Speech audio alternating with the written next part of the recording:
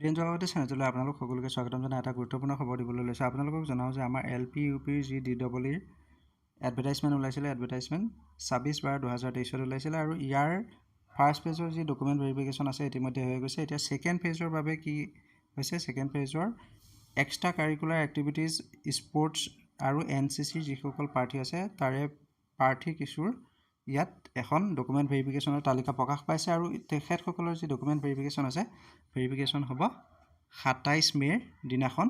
আৰু লগতে তেখেতসকলৰ স্পৰ্টছৰ যিসকল প্ৰাৰ্থী থাকিব, প্ৰাৰ্থীসকলৰ 11:30 পৰা 2 PM হ'ব আৰু 2:30 PM পৰা 5 PM কালচাৰেল এক্টিভিটিজৰ চাৰ্টিফিকেট থকা প্ৰাৰ্থীসকলৰ ডকুমেণ্ট ভেৰিফিকেশ্যন হ'ব।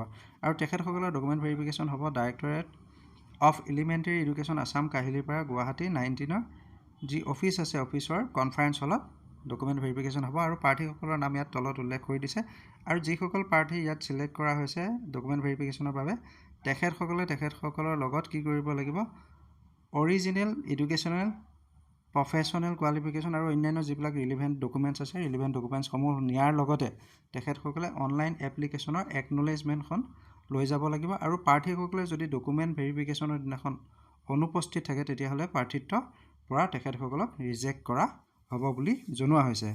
আৰু ইয়াত নোট এটা দিছে, নোটটো আপোনালোকে সকলোৱে জানে, যদি আপোনালোকে ভুৱা তথ্য পাতি আদি দি ধৰা পৰে তেতিয়াহ'লে আপোনালোকে কি হ'ব, যি পৰৱৰ্তী ৰিক্ৰুইটমেণ্ট প্ৰচেছ আছে এই ৰিক্ৰুইটমেণ্ট প্ৰচেছত আপোনালোকে অংশগ্ৰহণ কৰিব নোৱাৰা কৰাৰ লগতে কি কৰিব, আপোনালোকৰ ওপৰত লিগেল একশ্যন লোৱা হ'ব বুলিও জনোৱা হৈছে। গতিকে কোনো ধৰণৰ যাতে ভুৱা তথ্য পাতি আপোনালোকে যোগান নধৰে। আৰু যিসকল প্ৰাৰ্থীয়ে ইয়াৰ বাবে ছিলেক্ট হৈছে, কালচাৰেল এক্টিভিটিজ আৰু স্পৰ্টছৰ যিসকল প্ৰাৰ্থী ইয়াত ডকুমেণ্ট ভেৰিফিকেশ্যনৰ বাবে ছিলেক্ট কৰা হৈছে, তেখেতসকলৰ ডকুমেণ্ট ভেৰিফিকেশ্যন যিহেতু 27 মে' তাৰিখে হ'ব, গতিকে সকলোৱে উক্ত যি ডকুমেণ্ট ভেৰিফিকেশ্যনৰ দিন আছে সেইদিনাখন উপস্থিত থাকিব, নহ'লে আপোনালোকৰ প্ৰাৰ্থিত্বৰ পৰা আপোনালোকক ৰিজেক্ট কৰা হ'ব বুলি জনোৱা হৈছে। আৰু এনেধৰণৰ যিবিলাক আপডেট আছে, আপডেটবিলাক আমি সদায় আপোনালোকক দিব চেষ্টা কৰোঁ। গতিকে আপোনালোকে আমাৰ চেনেলৰ ভিডিঅ'বোৰ চাই থকাৰ লগতে যিসকল আমাৰ চেনেলত নতুন তেখেতসকলে কাইণ্ডলি চেনেলটো ছাবস্ক্ৰাইব কৰি ল'ব। ধন্যবাদ।